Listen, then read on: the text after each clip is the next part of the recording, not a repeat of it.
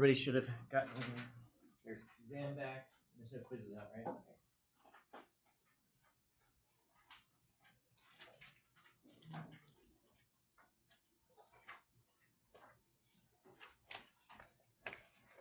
All right, let me see if I can make this look a little better. 1 second.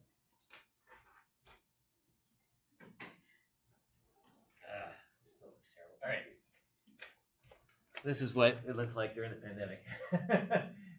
All right, what am I doing here?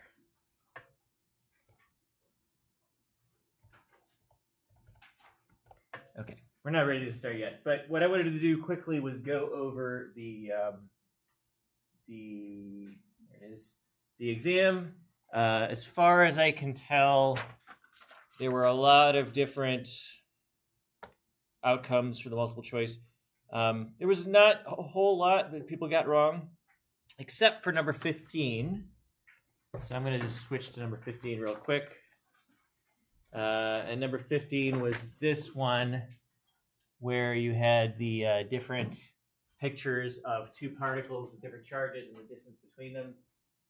And the question was, which one is the lowest potential energy? So again, lowest means, in this case, most negative, right? So if you were to try to, I mean, you don't even have to do the calculations. You don't have to put K in.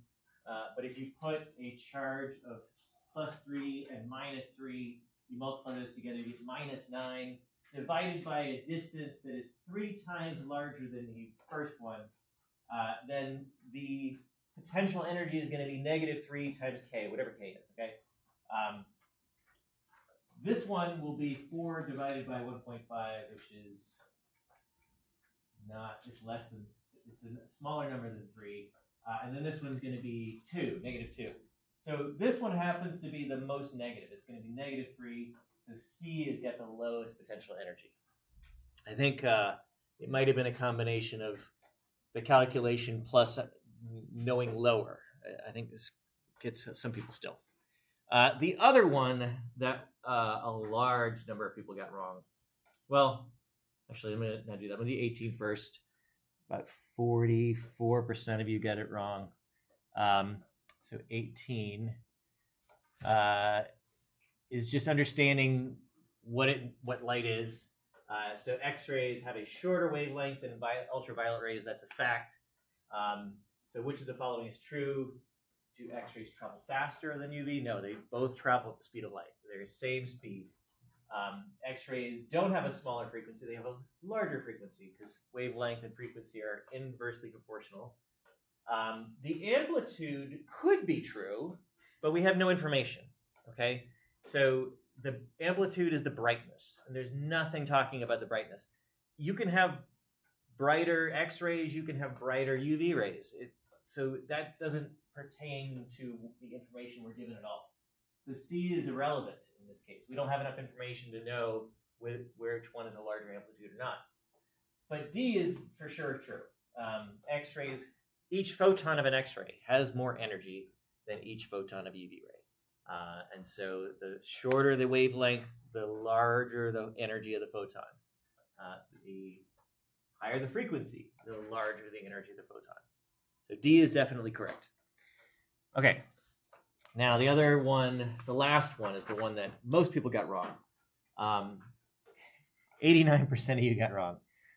And I expected it. I threw that one question in. I was like, all right, let's see who catches it. But it was 2 points. So, like, yes, it sucks, but it's just 2 points. So this one is converting a wavelength of a photon to energy. But it's not just that. It's not one photon. It's a mole of photons. So the idea is you can convert that one photon to energy, so convert nanometers to meters, 5.27 times 10⁻⁷. Then convert that into energy using energy of a photon. It's Planck's constant times speed of light over wavelength. And this energy you calculate for a single photon will be something like B. I don't know if it's exactly B, but it's something times 10⁻⁹. It's going to be a very small energy. But that's for one photon. If you have a mole of photons, you multiply by Avogadro's number to accumulate all that energy, and you'll get 227,000 joules. And so if you convert that to kilojoules, it's 227 kilojoules. So that was another clue that we aren't calculating joules, we're calculating kilojoules. So there must be some reason for it. So E is the answer. A mole of those photons is going to be 227 kilojoules. Sorry for trapping on that one, but it's just one of those you gotta read. All right. I think we'll just go through these quickly. Understanding whether something is chemical or physical. Chemical is when you are changing particles or have the potential to change particles. That's a chemical property. They cannot be extensive or intensive. So that's why this is neither. Intensive physical properties are ones that don't change when you have more stuff, when you have more matter. So if I have a lot of copper versus a very little bit of copper, they're all going to have the same density. So it's an intensive property. Okay. I'm pretty happy with this one. Most people did this just fine. You have a compound on the left, it's pure. There's only one kind of particle. On the right, you have two kinds of particles, so it's a mixture. And both of those particles are elements. The black one by itself is an element. The two white atoms that make one molecule, that's an element too, because the molecule is made up of one kind of atom only. Right? That's the requirement to be an element. It doesn't matter if it's an atom or molecule, as long as it has one kind of atom that makes up that particle, it is an element. So a mixture of elements. This one was pretty good too. Most of you hadn't forgotten any of this stuff or studied well. I did catch some people forgetting to put the charges, or if this is an isotope symbol, you have to include the mass number. For a regular atomic symbol, yeah, it doesn't matter. But if we're talking about an isotope, if we've defined, hey, this thing has a specific number of neutrons, or it has this mass number, then you have to include that mass number, identify the particular isotope we're dealing with. The bottom number, 35, that's optional, but the 81 is not if it's an isotope, okay? And it's also an ion, so you have to include the charge. There's more electrons than protons. All right. So up here, I believe that a lot of people, some people have some issues with understanding, first of all, is it ionic or covalent? And the intro chem method, 151 method for understanding, is it ionic or covalent? Ionic is going to be a metal with a nonmetal, or if you can tell there's ions in it, so that's automatically an ion, this is a charge, so that is going to be ionic. This thing down here is a nonmetal with a nonmetal, and that's automatically covalent using intro chem rules. 222, you're going to turn those rules up to date a little bit, but that's what we can assume for now. So the covalent method, you have to use prefixes, and so you have to write diphosphorus pentoxide. And if you did pentaoxide, no big deal. You have to remember also that zinc is a +2 charge. So there are 3 elements in the transition metal area that have a constant charge that you should just know. That's +1 when it's an ion. Zinc and cadmium are +2 when they're an ion. Okay. So I think maybe some people were absent the day we went over this. Line drawings. Every bend is a carbon, and the end point of a line that doesn't have any atom on it is also a carbon. So carbon, carbon, that's not a carbon, that's an oxygen, that's also an oxygen, but that's a carbon, that's a carbon, carbon, carbon, carbon. All of those are carbons. And then you assume that the carbons have enough atoms to make them happy. Carbons like to have 4 total bonds. So if it only has 1 bond, then the other 3 should be hydrogens. Okay, so you fill with hydrogens to make every carbon have a total of 4 bonds. And this is one way to draw it. That's another way to draw it. This is a condensed structure, but it's fine too. And a molecular formula.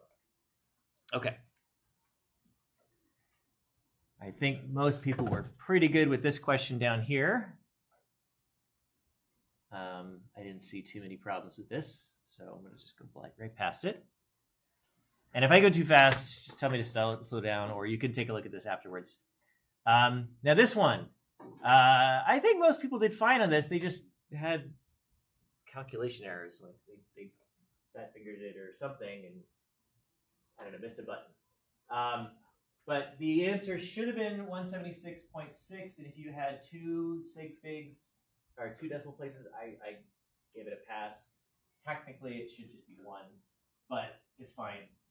This is the average atomic mass. I think everybody figured out you had to do a subtraction to get that missing percentage. So 100 minus the other two to get the remaining. If you randomly grab a single atom, none of them will be this number. None of the atoms weigh this much. So a random atom likely would have been 177.55 because 61% of all atoms of that element are that mass. So that's the most likely mass we would draw. And then down here, what is the average mass of a single atom in grams? So this is to, you should zoom in on this average. So we're not going to use this number. We're going to use this number and convert that to grams. That is the average mass of a single atom of that element. Again, no single atom will weigh that amount because that's an average. That's just what, on average, those atoms will weigh. Okay. This was pretty good too. I think the one mistake people made is they forgot this part. You had to multiply your resulting moles of sodium carbonate by 2 to get the moles of just sodium. Yeah, I think nothing more I can say about this one. Okay. And we gave you the molar mass, so shouldn't have been a big problem there. Okay. I'm mostly happy with this. Some people gave me the correct drawing. It doesn't matter what the value was as long as it was a bigger distance between those two particles. A larger distance will increase. So whatever this is over here, this is a negative potential energy. Increasing the distance will make it more positive. It'll increase it. It'll be less negative. Any way you want to say it. So this is kind of the picture. That B drawing is up here in potential energy. And then if you drew that correctly, then the answer B here should have been drawing B. It is easier to remove an electron from this scenario because the electron is less attracted. It's got a higher potential energy. To get it to 0 takes less energy. If you drew it the other way, I marked you wrong for the top part, and if you answered picture A, then I gave you credit. But so I answered B based on what you gave me for part A. Okay. Now C, this is another one I think people mostly just screwed up the concept of lower versus higher. If you explicitly calculate what those potential energies are, the helium potential energy, where you have a +2 in the nucleus and a 220 meters distance, is this value. For the hydrogen, where it's a +1 in the nucleus, that's the number. That is lower. So the helium is a lower potential energy. Okay.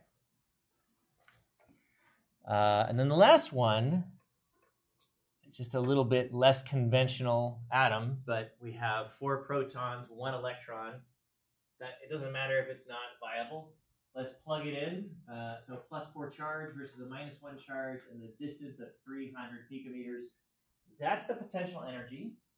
And if you didn't change the sign, I took a point off because ionization energy is the opposite of potential energy. So it costs 3.08 times 10 to the -18 joules of energy to remove an electron that's in that state, that's in that scenario. Okay. People seem to do okay with this one. I do notice that there are some people with calculation problems still. When you're dividing by something with scientific notation, please use the built-in function for scientific notation, or put parentheses around the denominator so that the 6.22 times 10 to the power 12 is all together in the denominator. If you don't use it, sometimes the calculator thinks that times 10 to the 12 is in the numerator instead. It messes up your... I think people also forgot what a micrometer is. It is 10 to the minus 6 meters. Right? So 48.2 micrometers. These are microwaves. That's where the name comes from. Microwaves. There is the energy of a photon, or no, there's the frequency of a photon with that energy. It's almost the same as the quiz. And down here, so I debated what to do with people who put two or involve the two photons. I decided to just take a point off because the idea is each photon has an independent wavelength. Like, so you're not going to divide the wavelength by two because there's two photons. So each photon has that 1 picometer wavelength. And the question was, well, what is the energy of one of those photons? So you start with a picometer wavelength, you convert it to meters. So there's your wavelength in meters. We're going to convert that photon wavelength to energy of a photon using our standard equation down there. So I plug all the numbers in. That's the energy in joules. Okay, well, let's convert it to electron volts because that's what we want. And if you convert it to electron volts with sig figs, so if you gave me lots of digits, that's fine. I didn't care. You get 1 times 10 to the 6. That's 1 million electron volts. And the reason I put this problem is I wanted to impress upon you how dangerous this stuff is, right? So all the other electron volts for visible light, those are like 2, 3 electron volts. 1 million electron volts to get hit by that. That's what's called ionizing radiation. That'll just kind of blow all the electrons out of any atom it hits. It'll cause mutation. It'll do damage to your body, big time. Yeah. Where'd you get the one so big in the answer from? Well, so the idea is if it's about 1 picometer, that 1 isn't considered exact if I'm saying about. So around 1, and we don't care too much whether it's 1.1 or 1.2. So 1 sig fig for there. But like I said, I didn't grade sig figs for this one, so just FYI. FYI, the other reason this is so terrible is, so what ionizing radiation does is it'll hit you, it might hit your skin, and it'll cause high energy electrons to come out of the atoms it hits in your skin. Those high energy electrons keep going. They travel through your tissues, hitting other atoms, which also rips those atoms apart and, well, not rip them apart, but create more ionizing electrons. And it's a chain reaction. The higher the energy of the photon, the more it penetrates and does this chain reaction of just ripping electrons out of all your atoms. And that does a lot of damage to you. So watch the movie, or not, the TV show Chernobyl if you want. That's a great drama. Yeah. Oh, I was just going to ask, like, where gamma rays exist. So they come out of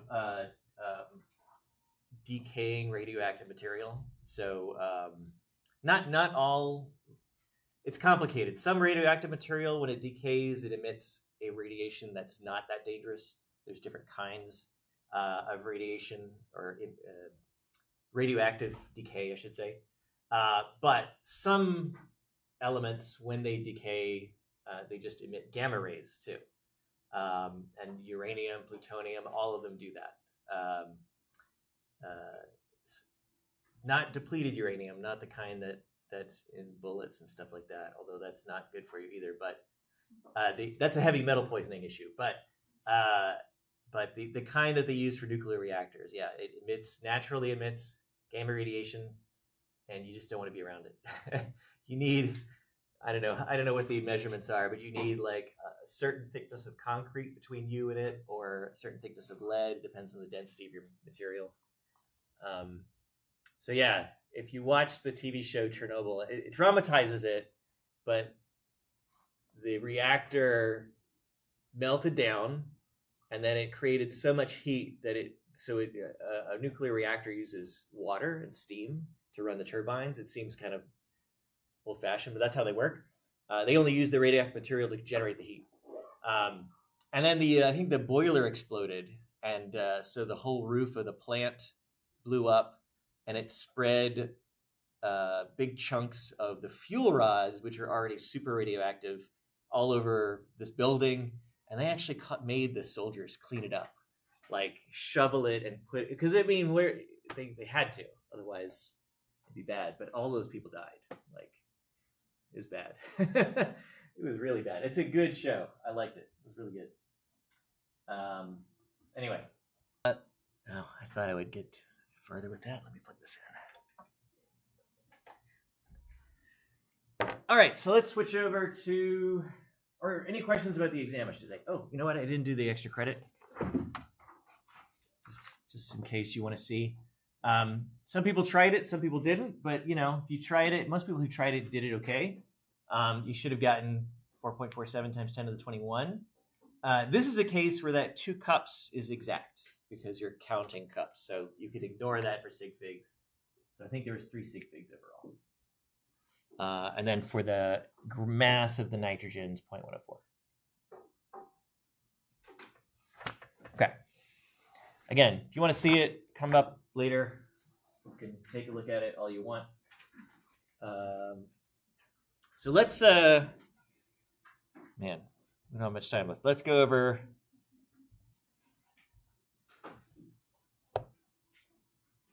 microphone issue. Oh, you know what? Give me a second.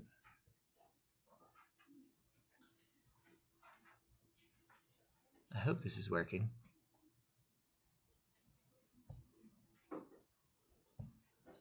Oh, I know why. Okay. Okay. So this is, nope, you can't see it. Where is it? No signal detected. Let's try this again.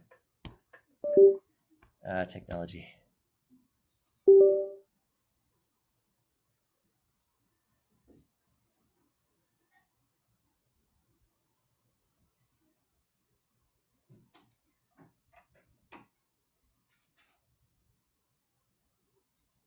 Come on.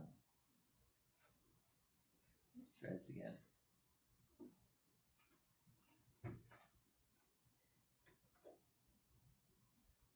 Sorry, guys. Hold on a second.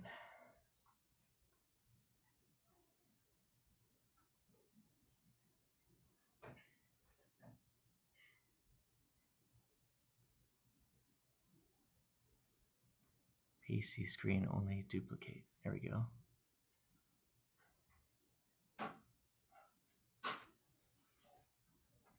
Yes, okay, now it works. Maybe it's the battery. All right, maybe it was the battery. All right, I'm gonna have to come with a better charger next time. There we go. So we were talking about the hydrogen emission spectrum. And so now we know where these lines that we saw come from. We make sure I can see everything correctly. Yeah. I did mention that they have names for these things. You don't have to memorize these names at all, but just in case you were curious, the Balmer series is what the visual colors you see.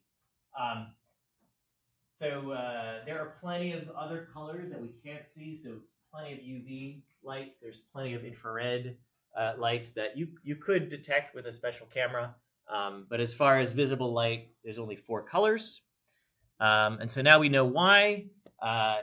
Remember, this is all connected to ionization energy as well. So yes, you can give these atoms enough energy to promote an electron to these different energy levels, and the electron will relax and drop back down. But you can also give these atoms enough energy to remove the electron completely. You just have to get the electron all the way to 0 energy, and then it's not attracted to the atom anymore. It's free to go. Okay. So we did the beginning of the shell model. I think we're going to take a slight segue. Well, not even a segue because it's not connected. We're going to take a detour. That's what I wanted. We're going to talk about solutions real quick. And we have to do this because we're in Adam's first curriculum. We go from the small to the large. And because of that, we wouldn't get to solutions until much later. but we do need to know about solutions because we have a lab coming up that has you make some solutions. So we're going to talk about solutions. It's kind of like out of place. So first of all, liquid solutions. They are composed of a solute. This is this substance that is dissolved in liquid. It could be any state. It could be a solid like sugar. It could be a liquid like an alcohol that you're adding to water. It could be a gas, carbon dioxide and soda, right? That's a gas dissolved in liquid. So that's your solute. And your solvent is usually the liquid that you're dissolving the solute in. Now, the precise definition of which one is the solute and the solvent is a little bit fuzzy because really the one that you have the most amount of is technically the solvent. But in most cases, when you're making a solution, a liquid solution, your solvent is usually the liquid, right? Because you're going to be dissolving a small amount of stuff into a large amount of liquid. So that's a solution, combination of the solute and solvent. And there's a reason we're learning these definitions because we have different ways to measure the amount of solute in solvent, okay? So we need to know what these terms mean. So there's a solute, copper sulfate probably, dissolved in water, and you make a solution out of it. So a solution is a homogeneous or homogeneous mixture, right? That's the kind of mixture it is. It is. You can visibly see one thing. I see a blue liquid. There's no other components in there. At the particle level, those particles of solute are evenly distributed throughout the solvent. That's what it means at the particle level. Here, let's see if the clickers work. They should work. Yes, good. Do you see a solution?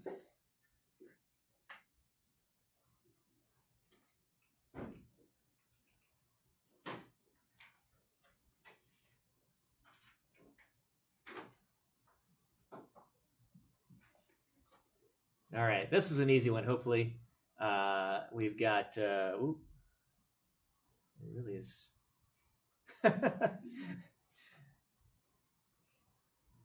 Man, it's struggling. There must be something else going on in the background.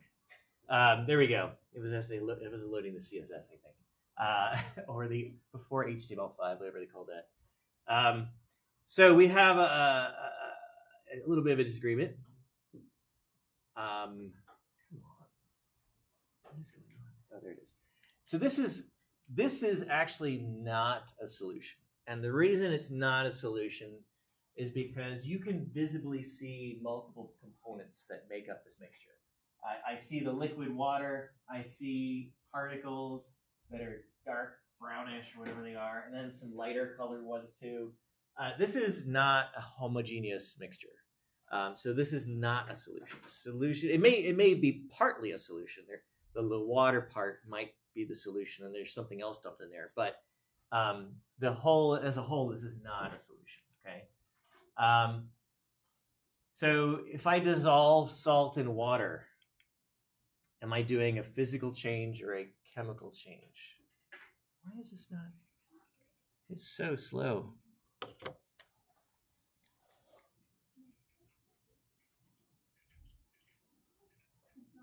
I'm sorry. I may have run into the Snapdragon processor thing. This is like the chip in there is based on phone processors, so. And this old software for the clickers is like based on the old chips, old CPUs. Anyway. Yeah, there's a big delay. That's crazy. I'm gonna have to figure it out. So I like this question because it's not completely a black and white issue. It's so slow. I think we're gonna get rid of the clickers in a second. There we go. Come on, you can do it. There we go. A. So, and then I don't even show we don't even show the answer because the answer is not 100% determinable. Like, what is the definition of a physical change versus a chemical change? A physical change means you're not making new particles. And that's a little bit weird when it comes to dissolving something, because what is happening is, so sodium chloride salt, for instance, is NaCl, and in 3 dimensions, I'm not going to draw in 3 dimensions, but in 2 dimensions, this is how you could interpret what sodium chloride looks like. It's just a bunch of alternating sodiums and chlorines, and imagine that in 3 dimensions. It doesn't have to be perfectly grid like this. It could be have another pattern going to it, but that's what a salt in the solid form looks like. When I dissolve this in water, what is happening is the water is completely pulling these ions apart. And you'll eventually have sodium ions, which are being surrounded by water molecules. And we're going to go over this later, but is that a new particle or is it not a new particle? I mean, it's yes and no. You don't really have that solid where the cations are next to the anions anymore. The waters are surrounding the cations. It's not really.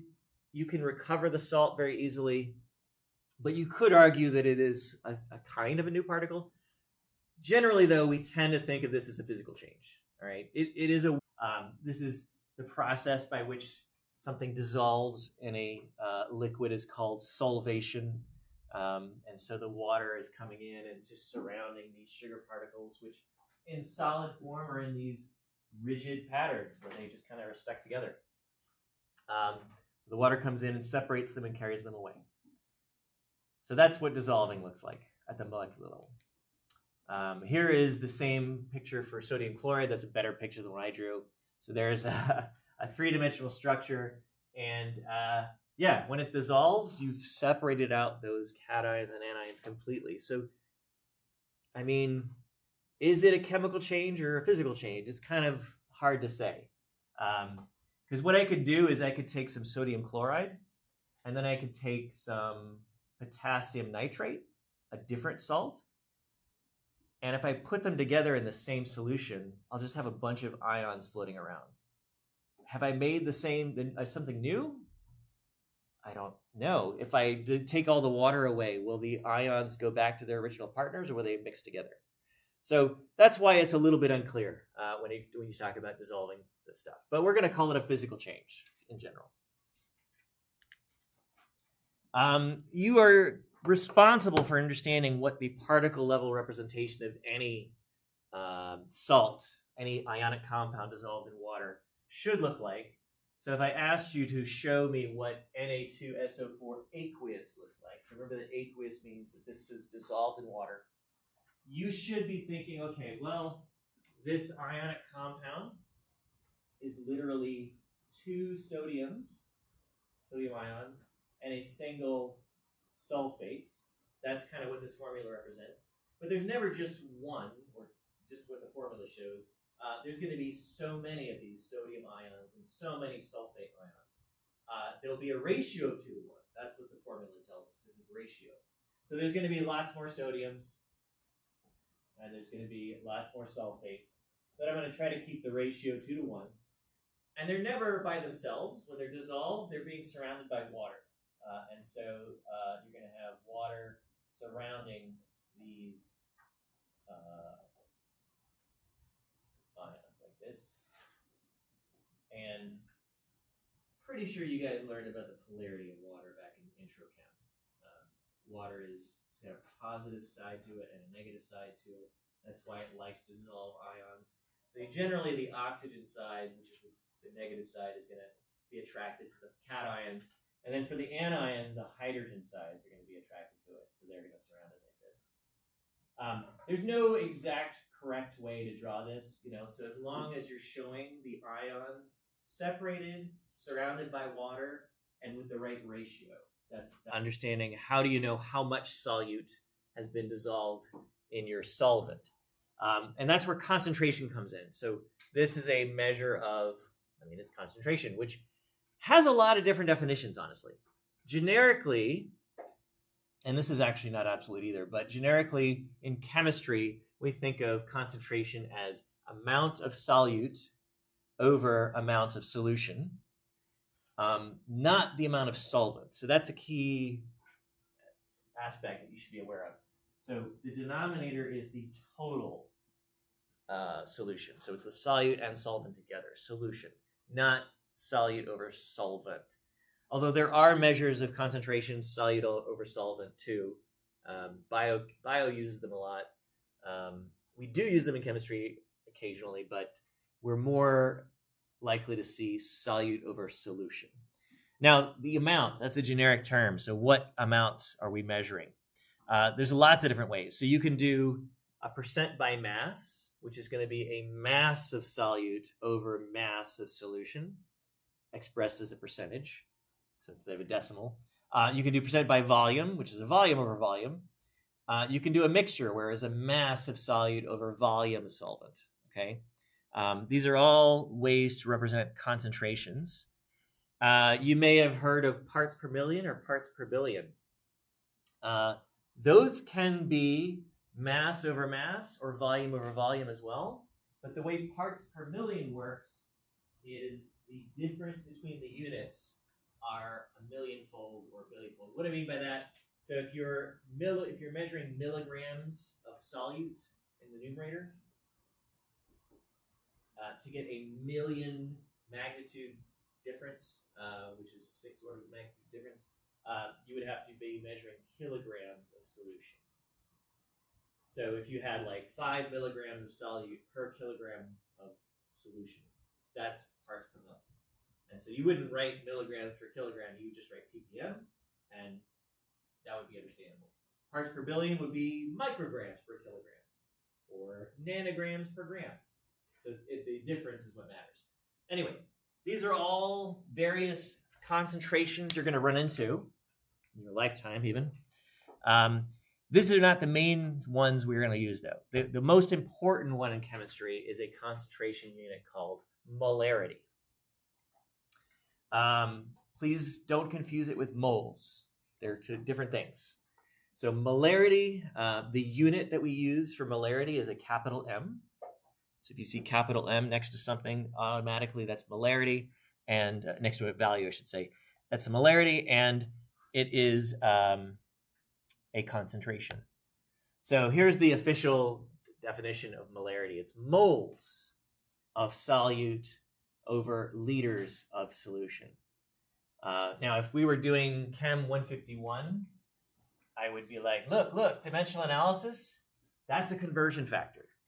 And what I would recommend even for you guys to do is, as soon as you see something like a bottle, so here you've got a bottle of some chemical, and on the label it says 2.0 molar HCl, right? In your head, you should be immediately saying, hey, 2.0 molar, and that's basically how we say molarity, molar, by the way. I should immediately in my head be translating that molarity into moles per liter instantly.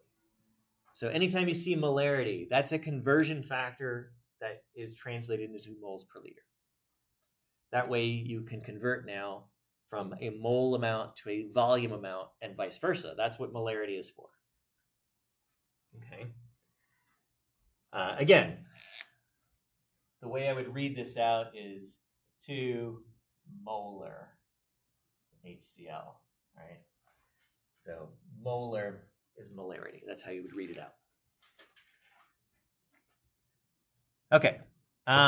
So how would you make 1 liter of a 1 molar solution of copper sulfate? Well, if I needed to be 1 molar and I wanted 1 liter of it, I would need to use 1 mole of copper sulfate.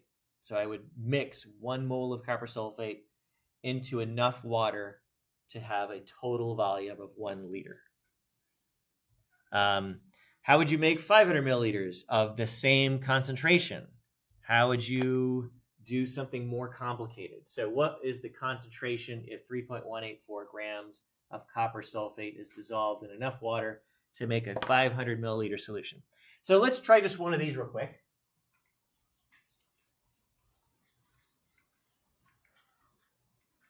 So again,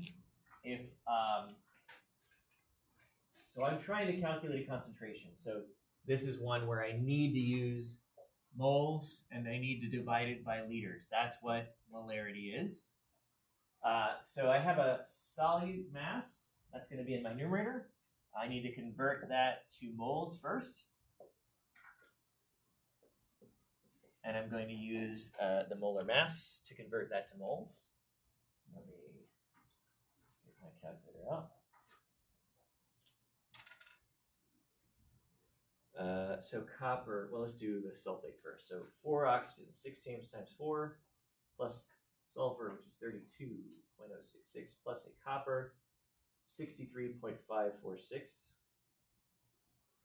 I get 159.612 grams per mole.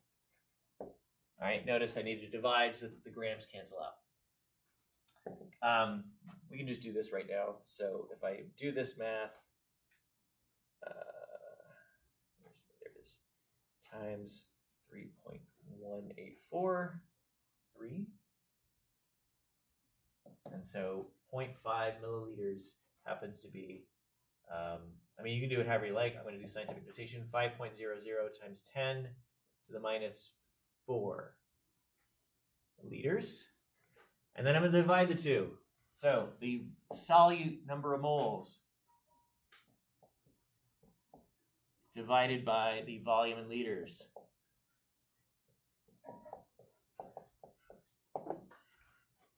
So divided by 5 e to the negative 4. Did I make a mistake somewhere? I don't think I did, right? Yeah. I did? Yeah, 500 milliliters, not 0.5 milliliters. Thank you. You're right. I did it in my head. That's what it is. So 500 milliliters.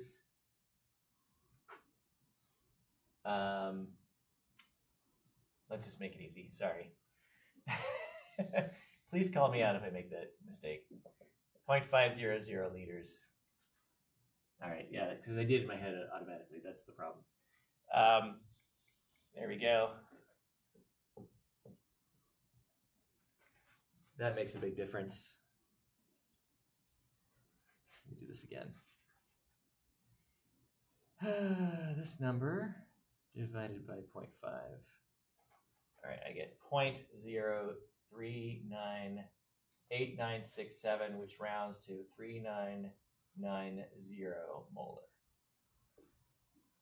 So that is the concentration of this solution. Concentration is weird. It's like a density.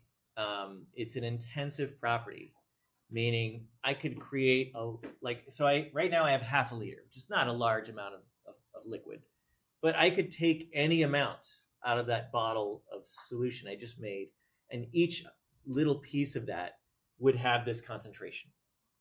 Okay, so remember, that's what a concentration is. It's an intensive property. Any amount of that new solution I made has the same concentration. All right. Okay. Let me let you guys try one real quick just to make sure that these calculations make sense. Like I said, you're going to see this in lab. Have you gotten your solution, your salt for lab? Maybe that's what you're going to see this. Okay. You're going to get this week. So this week, your lab instructor is going to give you a salt for the next week's lab that you're going to do calculations with. So you'll need that. Anyway, how many moles of solute are in this little 50 milliliter sample of that solution that has that concentration?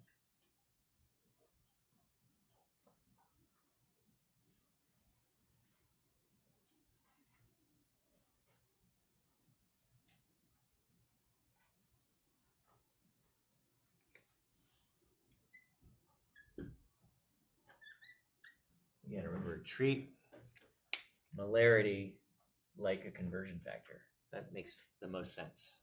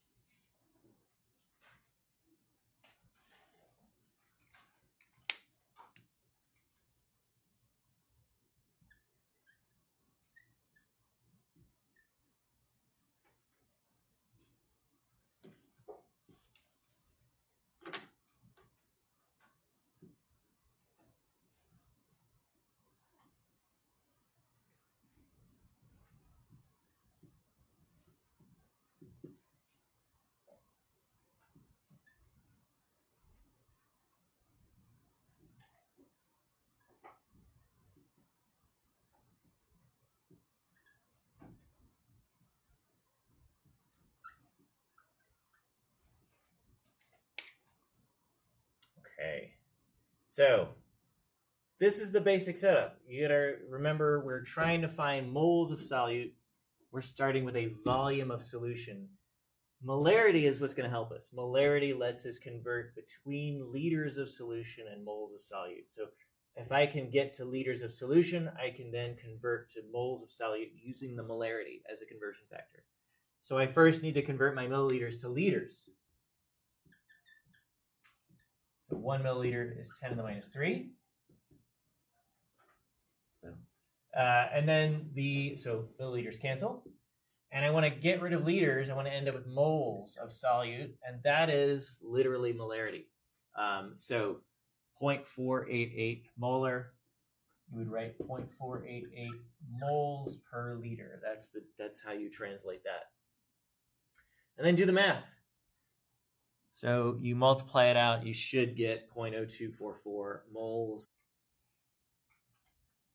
Okay. You need to be comfortable with doing concentration conversions as well. So here is one of those mole per volume concentrations. Sorry, not moles, mass per volume.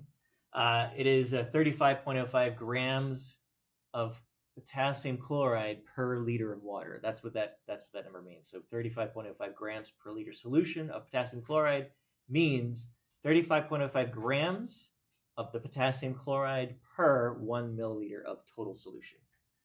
I'm not saying per liter of water, I'm saying total solution, because remember the denominator is the entire solution, not just the solvent. So, if you wanted to convert that, you're welcome to do it on your own, ignore me. Write it as a conversion factor. Write it using numerator-denominator notation. It makes it a lot easier. We want to get molarity, and again, molarity is moles per liter. We've already got the liter part worked out. We don't have to touch the denominator, so we're just going to convert that numerator from grams to moles. What do you use to go from grams to moles? Molar mass, yeah, that's it. So if I want to get rid of grams, I need grams in the denominator. I'm going to have moles on top. There's your molar mass. It's the inverse. So now let's figure out what is potassium chloride. So potassium is group 1. So it's going to be a +1 charge as an ion. Chloride is group 7A. It's going to be a -1 charge as an ion. So the formula would be KCl. That's it. So now we can do the molarity, not the molarity, the molar mass. A single potassium, 39.0983, and a single chlorine, 35.4527. I get 74.551 grams per mole. 4. There we go. And do the math. So invert that times 35.05. I get 0.4701 moles per liter, or 0.4701 molar. Same thing. All right, you can write it like this, you can write it like this. We're just asking for the value right now. So there's going to be lots of questions like this that you're going to see on your lab coming up. You'll see this on future exams, possibly quiz too. But I think that's the extent to which we're going to talk about solutions and concentrations. Does anybody have any major questions? Yeah, minor questions too? No? All right. It's not too bad. So you can look this up yourself when you get home. So let's review a little bit of the stuff we've covered from Chem Activity 4. We have half an hour. So I'm not going to review a whole lot. What we did was convert ionization energies of single atoms to ionization energies per mole of atoms. And since the number was so large, it made sense to convert it from joules to megajoules. So that's why we're using megajoules per mole of atoms. That's the ionization energy. So it's still an ionization energy. We're just looking at a large group of atoms now, not just one atom at a time. And we looked at the trend of ionization energies as you go down the periodic table. Remember that Coulomb's law is a way to visualize, well, okay, if an electron has a certain amount of energy, where is it? And so we can use that actual amount of energy to say the electron is this far away from the nucleus, it's a little bit further away, it's a little bit further away. And those distances where they're going to be the distance from the nucleus, we're going to call those shells. As the number of protons in the nucleus increases, the ionization energy of each electron is going to also increase, right? So the more protons, the more attracted the electron is going to be. And so it's going to be harder to remove the electron. So the ionization energy is going to increase. We need more energy to remove an electron. And that's why we assumed when we did this that as you increase your atomic number, as you increase your number of protons, the ionization energy should also increase. So somebody said linear, some other people said exponential. But we were all wrong. You can see that the ionization energy does increase from hydrogen to helium, but then when we get to lithium, it drops. And then it starts to generally increase, not perfectly, because there's a little bit of ups and downs in there. But in general, it increases until you get to neon, and then sodium, it decreases again. And I'm really hoping you guys paid attention to the periodic. It's lithium. The reason that lithium has 3 electrons and 3 protons, but its ionization energy is a lot lower, must be due to the fact that, okay, maybe the first 2 electrons are pretty close to the nucleus, just like hydrogen and helium. But that new 3rd electron is further away. It's in a new shell. That's what we've kind of figured out. So this is the beginning of this shell model for the atom. We're deciding where these electrons are. And this is kind of, if you plot that data, this is kind of what you see. So like I said, in general, it goes up and then goes down and then starts going up. Not perfectly. Like I said, there's a little bit of ups and downs here. And we're going to explain these away later. So it's not just random noise. There's reasons why they do that. But in general, it goes up and then it drops when you get to the new row, sodium. And then it goes up. And then it drops when you get to the new row, potassium. So based on this, okay, well, we can review some of this again. Why is the ionization energy for helium greater than the ionization energy for hydrogen? Because of the extra proton, because there's a +2 charge to the nucleus. Okay. Why is the ionization energy for lithium less than helium, even though there is a 3rd proton? Well, we're going to assume that the 3rd electron has to be further away, because that's the only way it makes sense to have this such a low ionization energy. It should be high because of the +3 charge, but it's not. And so the electron has to be further away. Okay. And then we did some hypotheticals. If if that was down here, we would have seen this ionization energy of 3.6 megajoules per mole, but we don't. Okay. We see 0.6 instead. So that must, well, actually we see 0.52. So that's what makes sense on the right. Now, just based on this information, and I said we weren't using clickers, but let's see. It should be working. It's just not updating on the screen. There you go. If I looked at potassium, how many total shells of electrons do you think it has, based on extending this pattern that we've kind of started to discover? So hydrogen and helium have 1 shell. Lithium starts the 2nd shell. So for potassium, K.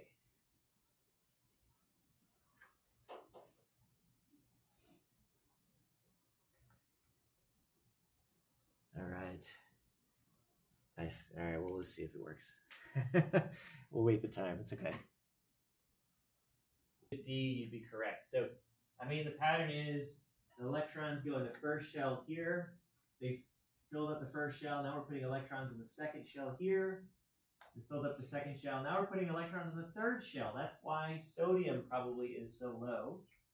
And then potassium, we're starting a fourth shell of electrons. So 4 shells. I mean, think about it. Potassium has 19 protons at the nucleus. And it's much lower ionization energy than argon, which has 18 protons. So that next electron that potassium has that argon doesn't must be in a new shell. It must be even further away. And that's why it's such low ionization energy. It's easy to remove. And this is what you would draw. This is what the shell model for potassium would look like. So again, a shell model, you generally should show the number of protons at your nucleus, and then you will draw those shells and show how many electrons are in each shell. So potassium has 19 electrons, 19 protons, 19 electrons. So you should have 19 dots here. The exact position of the dots on the ring doesn't matter, as long as they're on the right ring. So you can be lazy and just put them all together, it's fine. But they have to be on the correct shell, that's all. And there's a more visual kind of, when we're talking about shells, this is three-dimensional. It's not just a ring, not like planets around the sun.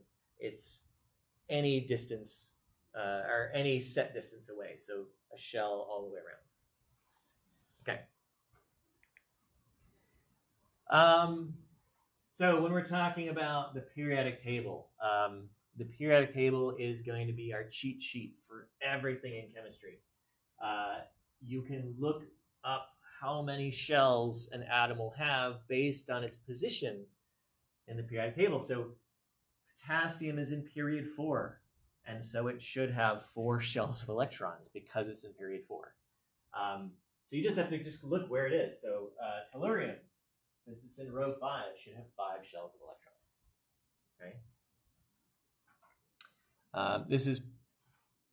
This is partly why the periodic table is arranged the way it is. Okay. It started off as being arranged in a way that grouped similar elements with similar properties together. So, for instance, gold, silver are pretty nice, well, maybe that's not the right example, but they behave similarly. Why are they reactive or non-reactive? And it has to do with electrons. So their electron configuration, where the electrons are, is a big deal. And so now we know numbers of shells correspond to the period number. Okay. Now, as far as how many electrons each shell can hold, it's a little bit, I'm going to start off simple. This is not super correct, but for now we'll start with this. The first shell is a unique shell. It can only hold 2 electrons. And if you forget that, look at the periodic table. How many elements are in the first period?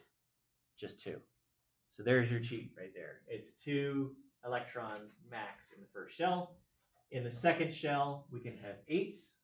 How many elements are in the period 2? 8. So there's your reminder. You can have a maximum of 8 electrons. The third shell, under normal circumstances, can hold 8 electrons. This is where our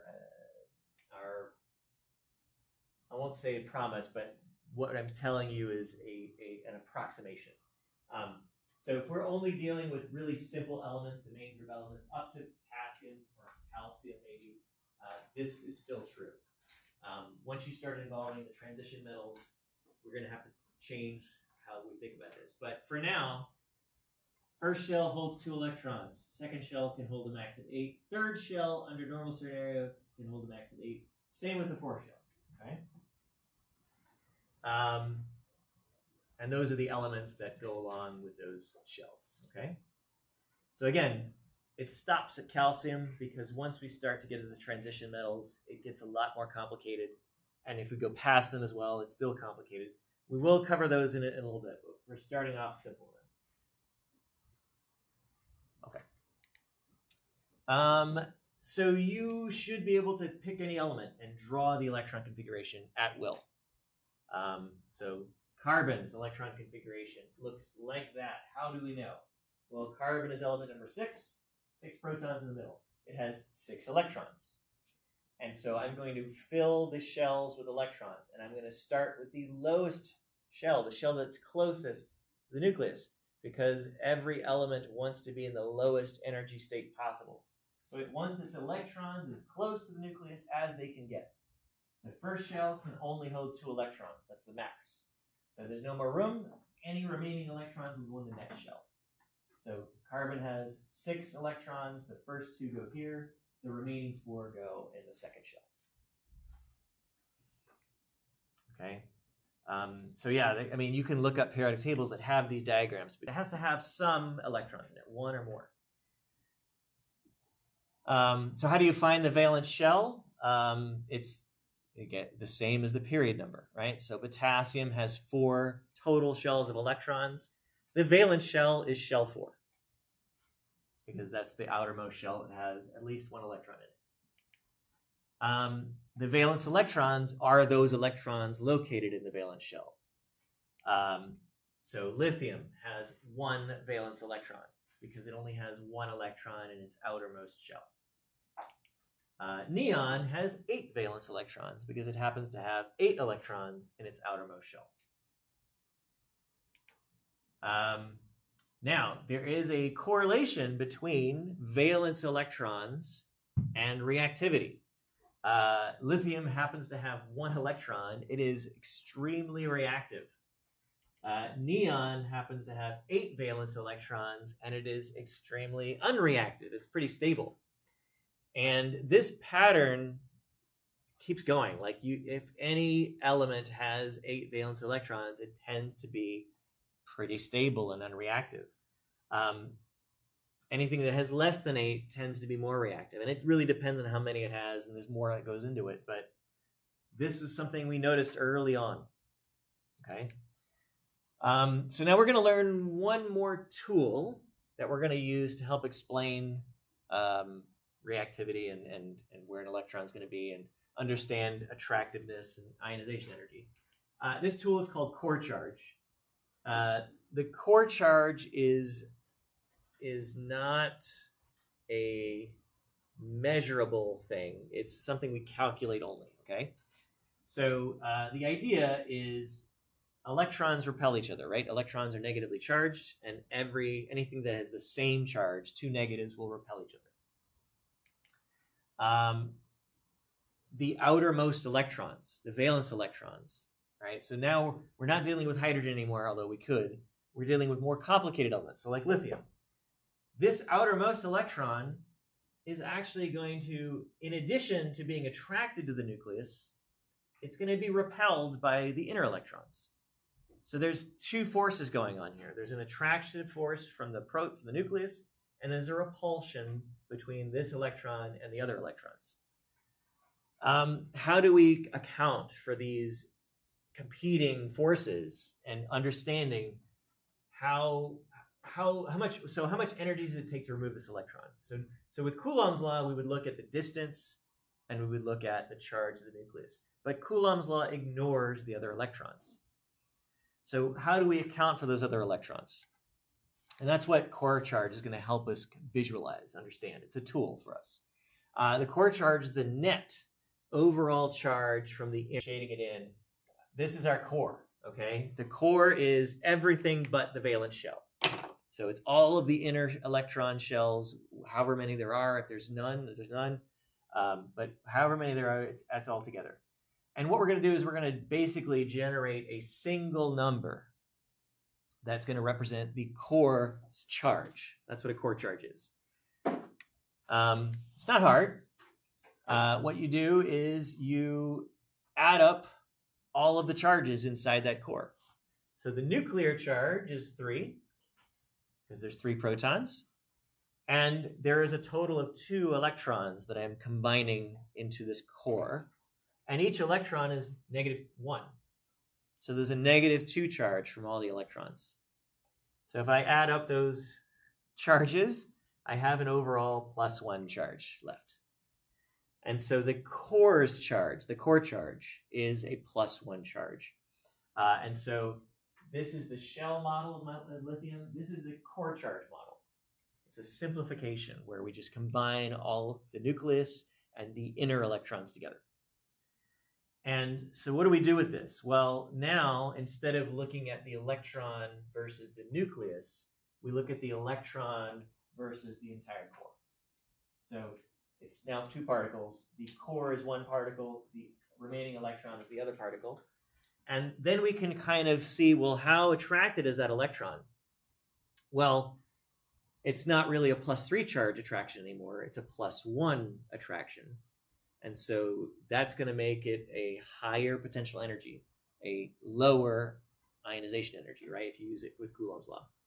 So the core charge concept is just a way to simplify your atoms so that you can understand how attracted those valence electrons are.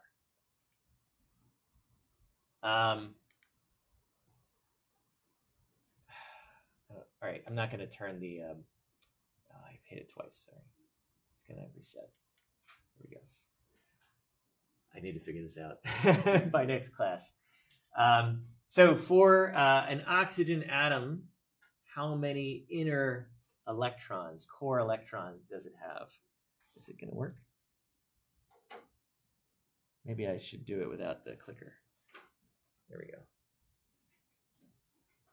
Maybe that's the key. This is not going to work anymore.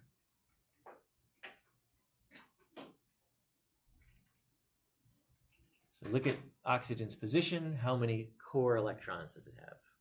Inner shell electrons.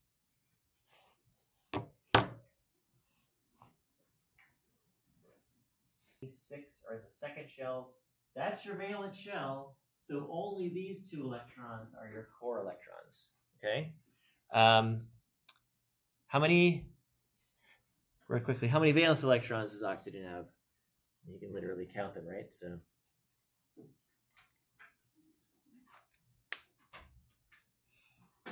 All right. I won't show the answer for that one because it's overkill. But it's 6, right? So if you voted 6, you can feel good. If you didn't, you can understand why. So 6 valence electrons. The valence shell is the second shell. You can count literally 6. There's an easier way to do it, though. Oh. There we go. I'll show you the easier way to do it. What is the core charge going to be? Oh, hold on. I did it again. Come on. There it goes. Sorry about that.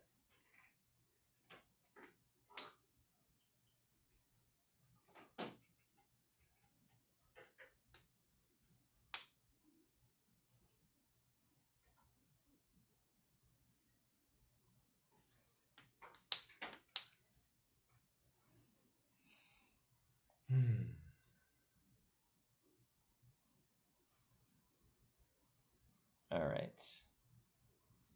So some people aren't sure about this one, I think.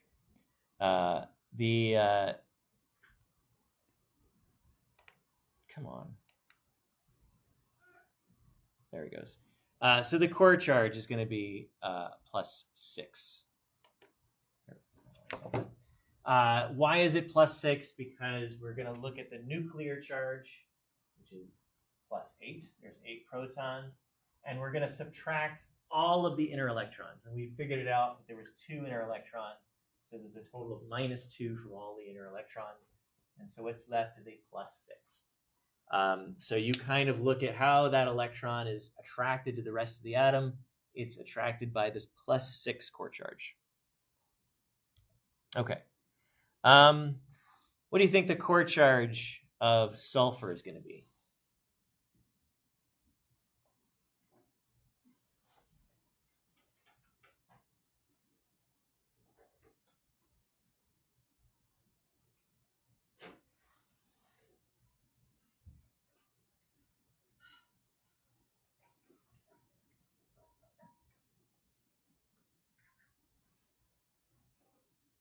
It's a little tricky.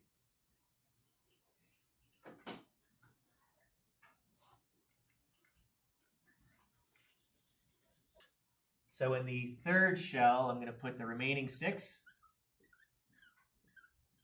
So I have 6 valence electrons. How many inner electrons do I have? 10, yeah. So the first shell and the second shell. That's a total of 10, which is 6. It's not a coincidence that it matches what you see for, this is still not working, what you see for oxygen.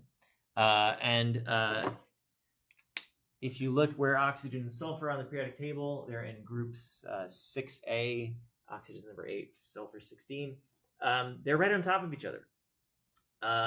So when we get to, there we go. I don't want to do that yet. So before we go any further, let me show you the shortcuts. All right, so we talked about valence electrons. And I showed you the shortcut for shell number and shell, identifying the shell that is your valence shell. You look at the period number. But the group number is pretty useful too. And I don't mean the red number that's across the top. That is, forgot what that's called. It's a different numbering system. But the one that's labeled 1A, 2A, 3A, 4A, 5A, 6A, 7A, 8A, well, that one's not A, but the Roman numerals. Those group numbers are pretty useful because they literally tell you how many valence electrons that are in that particular element. So oxygen and sulfur are both in 6A, so they both have 6 valence electrons. And it's not a coincidence that the valence electron and the core charge also match. Yeah, your question? Yeah, is that a five-point transition metals too? It does not.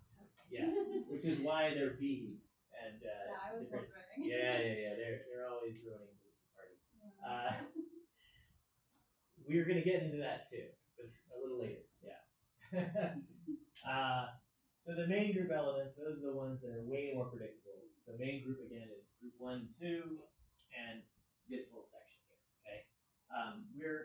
We're going to look at these occasionally. We're going to ignore these for the most part.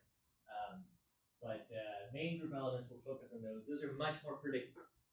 So core charge matches the valence electrons under certain scenarios. But you can see that 6 valence electrons for oxygen plus 6 core charge. 6 valence electrons for sulfur plus 6 core charge. All right.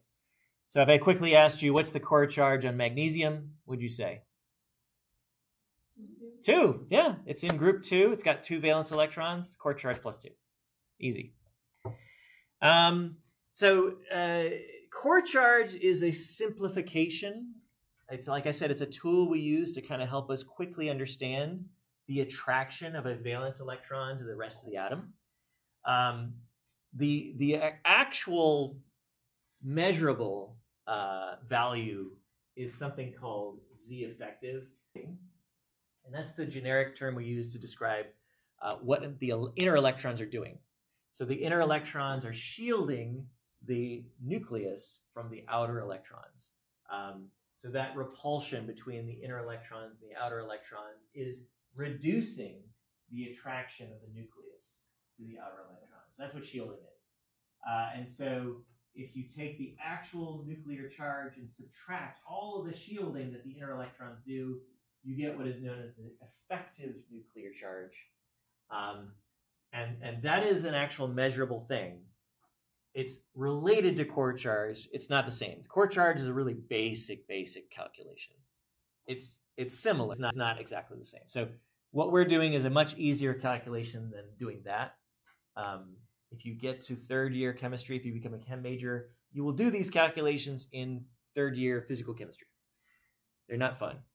But anyway, that's where it comes from. I'm going to stop here. We'll pick up on Monday, and we'll kind of practice what we just learned as a review. And yeah, I think that's it. You guys have lab today, right? Yeah. So you guys built the spectrometers already? No, That's today. Okay.